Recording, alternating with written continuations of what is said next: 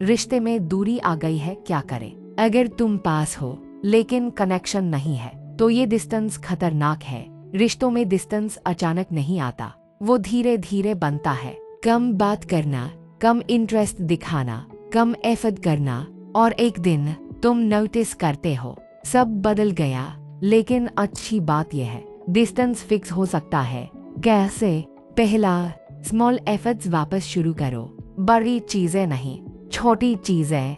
एक मैसेज, आज तुम कैसे हो, एक जेन्युइन इंटरेस्ट डिस्टेंस को तोड़ता है। दूसरा, क्वालिटी टाइम, क्वांटिटी नहीं। 1 घंटा फोन के साथ बैठने से बेहतर है 10 मिनट फुली प्रेजेंट रहना।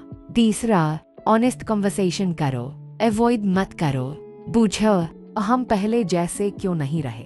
ये सवाल अनकंफर्टेबल है पर यही हीलिंग शुरू करता है। राधा कृष्ण का कनेक्शन डिस्टेंस में भी स्ट्रॉन्ग था, क्योंकि कनेक्शन प्रेजेंस से नहीं अंडरस्टैंडिंग से बनता है। और यहीं पर एक बहुत इम्पोर्टेंट चीज आती है। रिश्ते में सबसे बड़ी गलती क्या होती है? हम सुनते नहीं, हम बस रिप्लाई करने का इंतजार करते हैं। सामने वाला बोल रहा होता है लेकिन हम उसके शब्द नहीं, उसके खिलाफ जवाब सोच रहे होते हैं, और यहीं से डिस्कनेक्ट शुरू होता है। तो अगर सच में रिश्ता ठीक करना है तो अगला स्टेप ये है, एक्टिव लिसनिंग सीखो। मतलब सिर्फ सुनना नहीं, समझना। जब सामने वाला बोल रहा हो तो बीच में मत काटो, उसकी बात पूरी होने दो।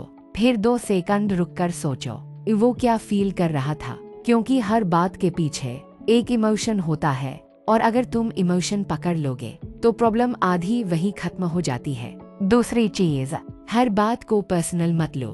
हर इरिटेशन तुम्हारे खिलाफ नहीं होता। कभी कभी सामने वाला खुद अपने स्ट्रेस में होता है, लेकिन हम क्या करते हैं, हम तुरंत सोचते हैं ये मेरे साथ ऐसा क्यों बोल रहा है, और फिर हम रिएक्ट करते हैं। लेकिन अगर तुम एक बार ये सोचो शायद इसका दिन खराब है, तो तुम्हारा रिएक्शन बदल जाएगा, और रिएक्शन बदलते ही रिजल्ट भी बदल जाता है। तीसरी चीज जो बहुत कम लोग समझते हैं, टाइमिंग मैटर्स। हर बात सही हो सकती है लेकिन हर वक्त सही नहीं होती।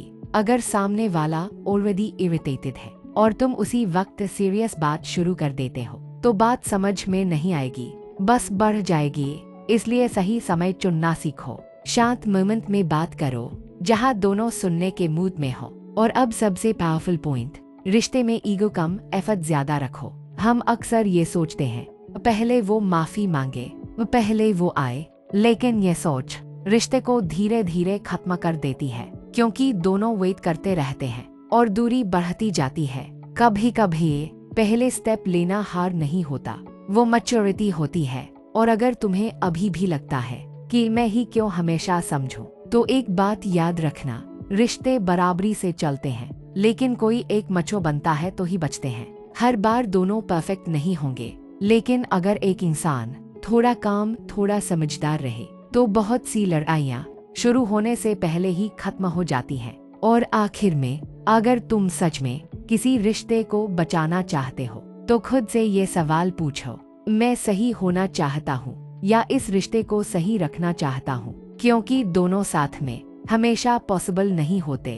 और शायद यही राधा कृष्ण हमें सिखाते हैं, प्यार जीतने का नाम नहीं है, प्यार समझने का नाम है।